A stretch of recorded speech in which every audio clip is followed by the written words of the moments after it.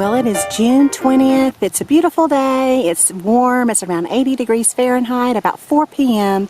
here in the afternoon, and very high humidity. We've had a lot of rain this week, and so just raining on and off all through the week. So you know how it is when it's warm and humid. It's a little uncomfortable, but the nice thing is we have a breeze blowing. So I want to show you guys some things in the garden. I'll show you my lettuce experiment to see how those lettuce plants are doing that I'm growing in the shade. I'll show you how I'm protecting my blueberry bushes. I'll show you the cabbage head that I harvested so you can see how it's growing.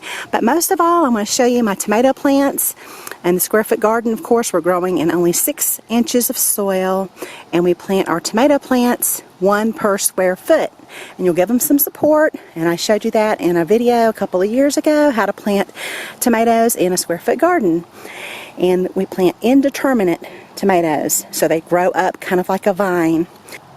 So one thing I'd like to point out is I always try to have some shears in my garden along with a bottle of rubbing alcohol, and that's so when I go to prune my tomato plants, because sometimes they get a little out of control, and I like to keep them cut and keep some of the suckers cut just so that the tomato plant has adequate air circulation.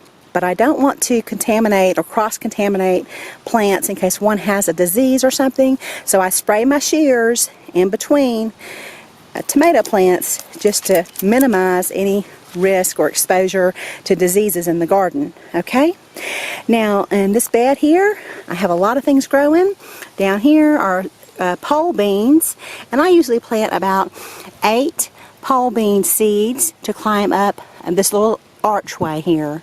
You need something pretty high for pole beans, and I love to use these little arches. And then I have some bush beans in here also. And then I had some extra seeds, so I just threw them down in here to share a square with some parsley.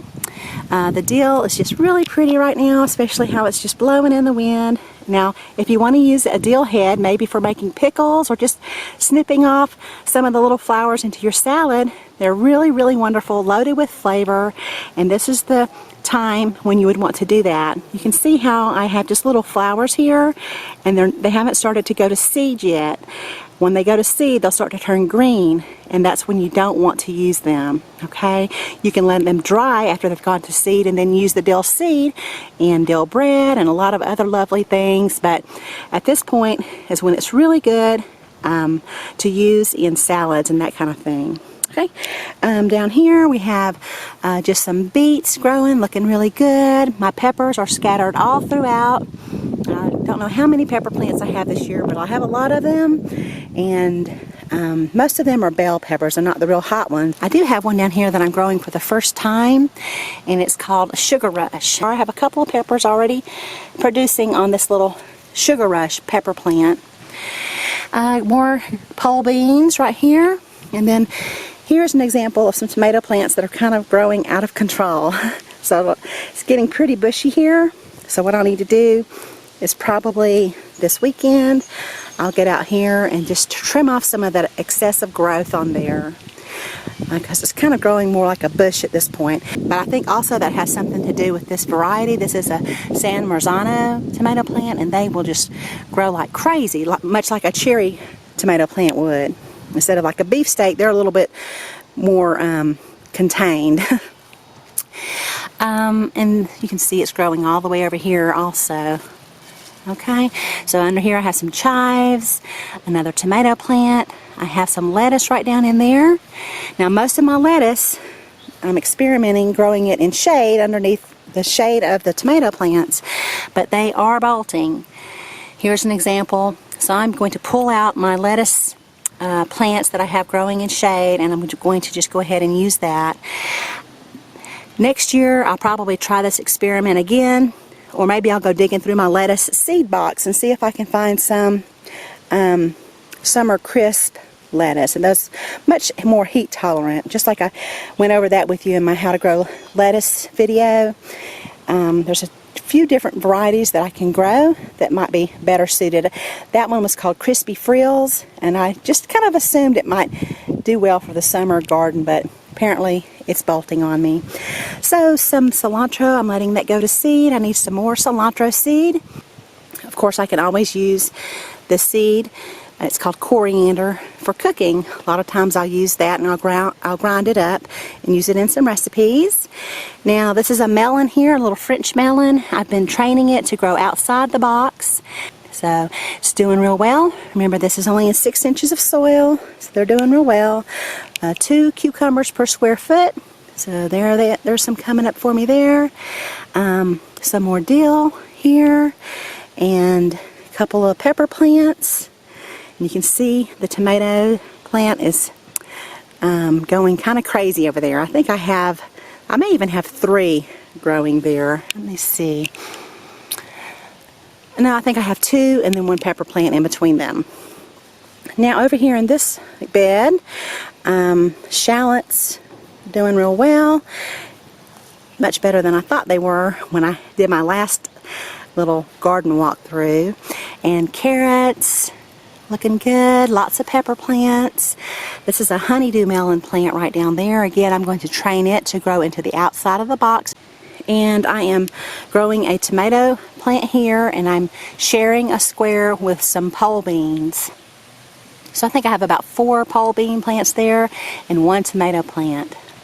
Okay, and it's growing really good. I mean, it's really tall already, and it has some fruit on it. I have a lot of, my red beefsteaks are setting a lot of fruit already.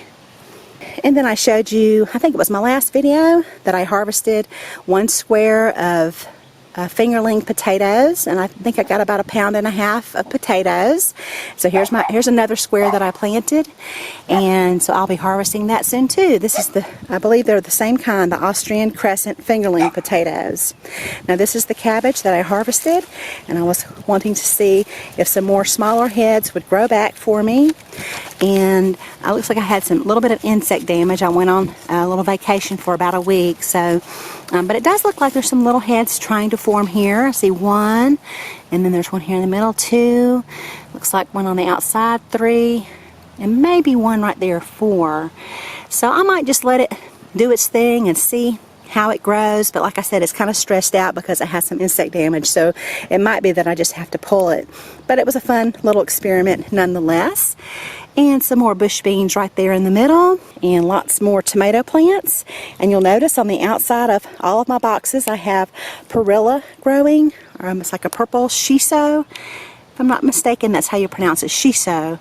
And it's used in a lot of Asian cooking. And I did not plant this. This was just from a plant that I had last year, and when I pulled it out, the seeds dropped all in the mulch, and I think it's just really pretty.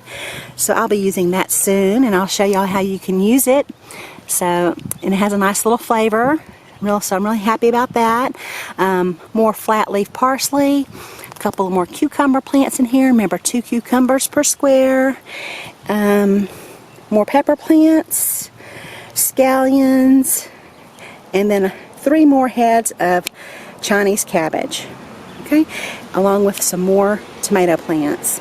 And this one's a cherry tomato here, so it's just growing right up this little trellis here. All right. Oh, I wanted to show you one more thing too, and that's my blueberry bushes.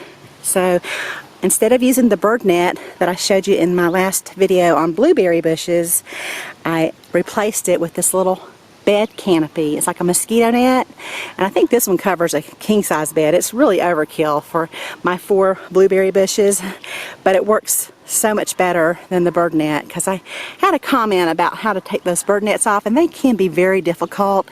They'll grab onto your bushes. So you can get these little canopies on Amazon, and I'll leave a link to where I did a video on how to install it. And I just put a shepherd's hook right there, and I hooked it on, and so there you go. Even on a breezy day, it's still covering up my blueberry bushes, because I sure have been enjoying them. They're just covered up with blueberries. I pretty much picked my early season one. It's pretty much cleaned out, and now my other mid-seasons are coming in. So anyway, just really loving the blueberries this year. Just to give you an idea, this one's my late season. canopies falling off of that. But fortunately, I found the birds don't really like them until they get ripe, until they're ripe. So, but you can see it's pretty much covered up. I need to probably give it some good water here very soon. Let me cover it back up.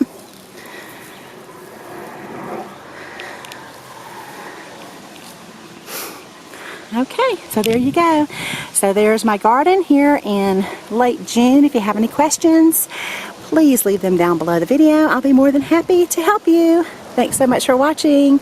Y'all have a beautiful day.